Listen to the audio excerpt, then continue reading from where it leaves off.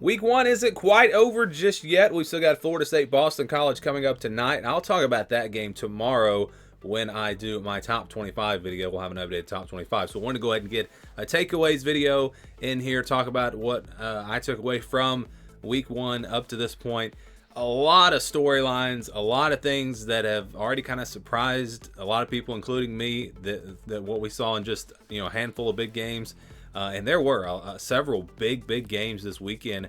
Really, I feel like there are 5 games we can focus in on, and that's really what we're going to talk about here in this video. We'll touch on a little bit more, going back to like the Thursday night game, Colorado beating North Dakota State. That was a fun one. How about the Stanford game against TCU? TCU impressed me, even though that game should not have been close. TCU actually looked really good in that game. Just made so many mistakes. I think it was maybe the first drive, was it, where Stanford had like 3rd and 20 plus 3 or 4 times, and TCU kept bailing them out with penalties. I mean, there were a lot of things to talk about. We could sit here and talk, for hours about just Week 1, but I just want to get into the main stories here and my 5 biggest takeaways from Week 1. We'll start with the Georgia-Clemson game. Georgia is still Georgia. They made that very clear. This is still a dominant defense. This is still the same type of Georgia defense we've had. You wondered about some of the off-field distractions, players getting in trouble, and maybe was the fire there for this Georgia team and this program after winning a couple. I know they didn't win last year, but they won a couple of national championships. And you question those things. You never know going into a season, but this is like Georgia is what Alabama used to be. This is the standard, and they've proven that here. Carson Beck is an elite quarterback, probably the best quarterback in the country, which most people thought that coming in, and really no reason to think differently. Just in command of this offense, accurate with the football. He's just really good. The running back position, they had a young guy step up there, so we'll see what it looks like when ETN gets back. But this Georgia team, I think, as good as they were against Clemson, they're just going to get better, and they're the front runners. I picked Ohio State to win the national championship in my preseason predictions. I think Georgia maybe my pick, just at least after Week 1. Ohio State, just real quick, talk about them. They struggled a little bit early against Akron. I'm not really concerned about them, though. I saw the things that I needed to see from Will Howard. I saw the defense. I think Ohio State's going to be just fine. We'll see when they play a little bit tougher opponent, exactly maybe just how good this Ohio State team is. But on the flip side of this game, Clemson, it seems like there's a lot of panic from Clemson fans.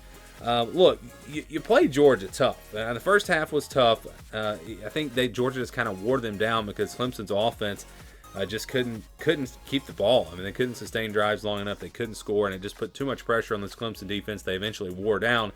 But I saw some positive things from this Clemson offense. They made too many mistakes. They didn't make the key plays. But Georgia's just really good, and we saw a really good Clemson defense. So I actually think Clemson's in pretty good shape. When you look at the rest of their season, you look at Florida State, all of a sudden they don't look so good.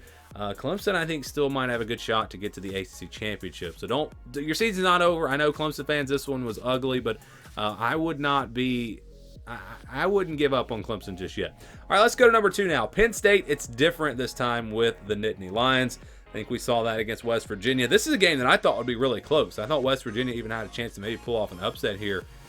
Drew Aller, though, really looked good in this game. Drew Aller, I should say. The passing game was different. And that's what I'm talking about here. It was just different. They were throwing the ball down the field. I mean, it was just such a different looking offense, new offensive coordinator, and the defense is still elite. It's still really good. The run game actually wasn't as good as I thought it would be. That was, figured that's the strength of this team. But that's going to be just fine. They've got 2 great running backs. The offensive line will be fine. But it was the passing game. That's what makes Penn State different this time. It's what makes them potentially a team that could win the Big Ten, get a top 4 seed in the playoff, maybe even win some games in the playoff. Who knows? Maybe even win a national championship. I don't want to overreact too much because it's just one game, and that's what we do. But I think that Penn State might be up there with Ohio State and Oregon as potentially the top 3 teams in this conference. And I think, again, I don't think there's maybe a gap between Penn State and those 2 teams because of what it looks like they can now do on offense and the way they've opened things up. And speaking of Oregon, boy, a struggle win for them against Idaho. That was definitely interesting. Again, I'm not going to panic. It's week 1. We'll see what they look like moving forward. But definitely some cause for concern there in Eugene. Well, again, we'll see what they look like moving forward. Number 3 takeaway is Miami. Miami looks like the clear best team in the ACC. What they did to Florida, just I was shocked. I was shocked at not that they won, but the way that they won.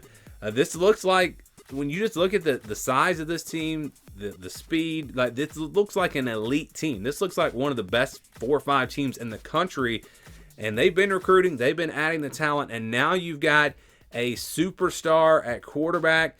The one thing they've kind of been missing, and yeah, Miami is very dangerous. This is a team that, I don't want to overreact, but maybe even a team that could win a national championship this year. I mean, that's what I saw against Florida. Like I said, I don't want to overreact. I want to see some more games, but just based off of that game, Miami looked really, really good. They're loaded at running back, loaded at wide receiver. Again, a star at quarterback. The offensive line is good. The secondary on defense was a concern coming in here, but the defensive line kind of covered that up because they were pressuring Mertz all game long. And this is going to be a really good Miami team. You look at the rest of the ACC, Virginia Tech lost to Vanderbilt, Florida State struggling, NC State struggled. It was just not a great week for the ACC overall, but Miami, it was a great week for them. And again, they clearly, to me, look like the best team in this conference. After week 1, again, I'm not going to project and say that they're definitely the best team and they're definitely going to win the ACC, but we're just doing our takeaways from week 1. This is what we took away from week 1, and it doesn't necessarily mean that's the outlook for the entire season. It's just a video about, again, taking things away, what we took away from week 1. Let's go to number 4 now. Notre Dame, they should cruise the playoff. I mean, after beating Texas A&M, first of all, how good they were. The defense was really, really good. I knew they'd have a good defense, but they were better than I expected. The offense was good enough. You know, Riley Leonard made plays for them. They made plays on offense when they had to. I don't think they're going to have an elite offense, but they're good enough with their defense and the schedule that they play. I mean, who's going to beat them? Florida State all of a sudden doesn't look too tough. You got Georgia Tech on the schedule. That one could be tricky. You got USC at the end of the season. But, I mean, they can lose a game, and they're still going to be in the playoff. So Notre Dame in great shape. Texas A&M, loved the defense. Offense, was it bad, or was it Notre Dame's defense just being that good? And, again, that's the thing we don't really know until we see more games. But I was really impressed with Notre Dame, and I feel like this is a team that you can go ahead and lock them into the playoff unless there's a disaster, unless Riley Leonard gets hurt or something. This team will be there and potentially the number 5 seed. All right, number 5 takeaway, USC and LSU both could be contenders. I was impressed with both of these teams, and especially the improvement on defense, and the quarterbacks both look great. Once you got into maybe the second quarter, it was kind of obvious to me that this was going to be a game that came down to the final drive. Whoever had the ball last, they'd have a chance to go down and win the game, and that's exactly what happened. It could have gone either way. I mean, this game could have easily gone either way. I don't think that USC looked like clearly the better team here. They were the better team because they won, but you look at LSU's defense and the pressure they were able to get on Miller Moss. That was really impressive. USC's defense overall was very impressive. It's just night and day different from what we saw last year from these two defenses. And we heard a lot of hype in the offseason about the defensive coordinators, about how they were getting better, and USC was getting bigger up front and all these things. But until you see it on the field, you don't know. And I saw enough out of these quarterbacks to know that these are two of the best quarterbacks in the country. So this was not, there's just no chance that this was, oh, well, these offenses were just not as good as we thought. The defenses aren't really that good. No, these offenses were good. These offenses were both very good. The defenses have just improved that much. And I was really surprised at how much these defenses have improved. You look at USC, I think they've got a real shot to beat Michigan. They've got Penn State at home. They could easily get to 10-2. I mean, they got Notre Dame at the end of the season, but 10-2 I think is a very real possibility now that they've gotten past LSU. And then for LSU, they've got Ole Miss at home. They've got Alabama at home. They don't have that tough of a schedule in the SEC. So I think they've got a shot to get to 10-2. I think they can get through the rest of their schedule, maybe only losing one game. We'll see. Again, Death Valley's a tough place to play. They beat Ole Miss and Alabama at home. You still can lose to somebody else. You still can get to the playoff. So yeah, I thought USC and LSU both impressed me. USC impressed me a little bit more because they won the game, but I don't want to take away from LSU because, like I said, I was impressed with them as well. Garrett Nussmeier was great in this game. Their number 2 wide receiver was out as well. So if these teams played 10 times, I think you'd see each team win 5 games. That's how even I think they are. And again, I felt like the defense was the story here and how much they've improved there.